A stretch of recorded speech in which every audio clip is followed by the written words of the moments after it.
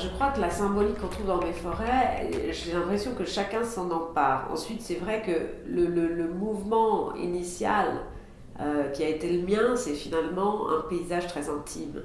Mais cette intimité, elle ne dure pas très longtemps parce qu'en fait, c'est un sujet qui est tellement symbolique pour tout le monde que ça se partage très rapidement. Mais les émotions qu'on vit devant ça, elles sont à chaque fois intimes. Donc dans les gens qui regardent, il y a des gens qui sont que ça apaise, d'autres que ça inquiète. Il y a des gens les enfants voient toujours des animaux alors qu'il n'y en a pas. On fait surgir des images de ce décor-là, entre guillemets. Mais je dirais que pour moi, ça a été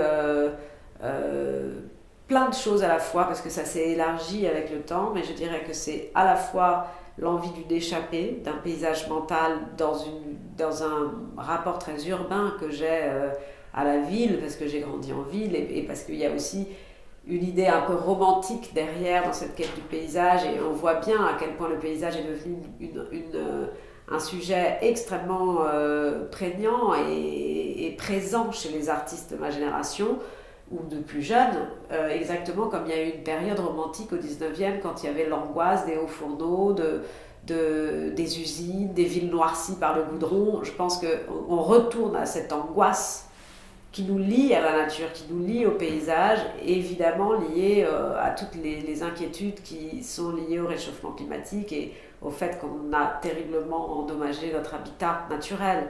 Ce qui s'ajoute aussi à ça, c'est que quand on est un artiste, un jeune artiste, aujourd'hui, les pratiques artistiques, elles sont ouvertes à 360 degrés, exactement comme une forêt. C'est-à-dire que il y a une multitude de voies possibles, une multitude de pistes ou de chemins à prendre. Et cette ouverture-là, puisque finalement on a tout décloisonné, donc tout est possible, c'est à la fois quelque chose de merveilleux, mais on sait aussi qu'une très grande liberté, elle est paralysante aussi, elle peut être inhibante aussi, et on peut être perdu face à 1000 chemins. Alors, en fait, dès que j'ai commencé à travailler sur ces grands bas-reliefs de forêt, j'ai tout de suite été intéressée par la question de la grotte, et je pense l'avoir d'une certaine façon représentée dans des projets comme au Louvre, ou dans le panorama, ou bien dans l'installation que je viens de faire qui sera l'entrée du 14 boulevard Raspail à Paris. Il y a vraiment déjà dans ces œuvres le rapport au minéral.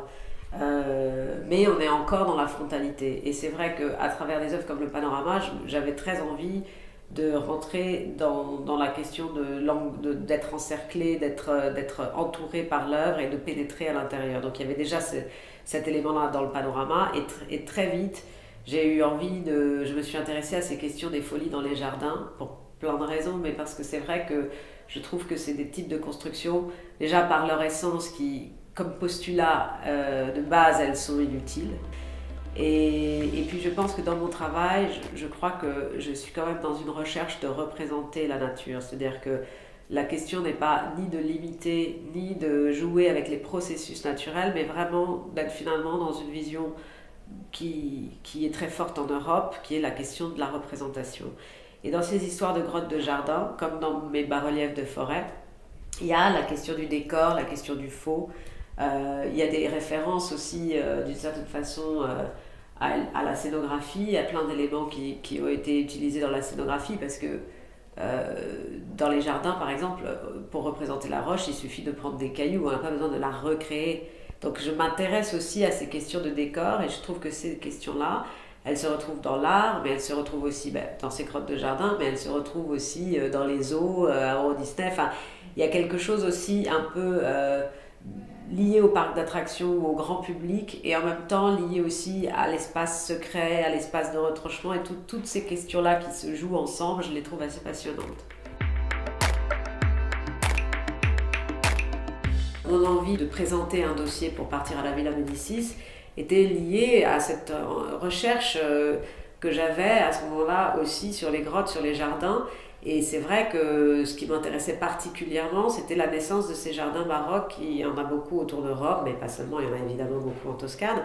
Mais c'est vrai que c'est une origine à un moment, enfin, puise plus loin, puisqu'il y en a déjà à l'Antiquité. Donc j'ai vu quelques grottes antiques que j'ai pu visiter. Et puis évidemment beaucoup de jardins. Et je trouvais que ces œuvres, elles ont une résonance très forte par rapport à l'art contemporain aujourd'hui, parce qu'on est à la fois souvent dans des questions d'immersion dans l'art contemporain, et on est aussi beaucoup dans des questions de ce qui est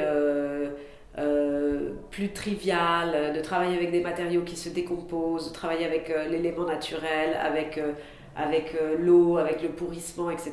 Et tous ces éléments-là, donc une certaine forme de fragilité, et de faire rentrer dans l'idée de l'œuvre artistique quelque chose qui joue de la dégradation, du pourrissement, du glauque, du sombre, et en même temps du merveilleux, c'est déjà en jeu dans ces grottes, et également dans leur côté immersif.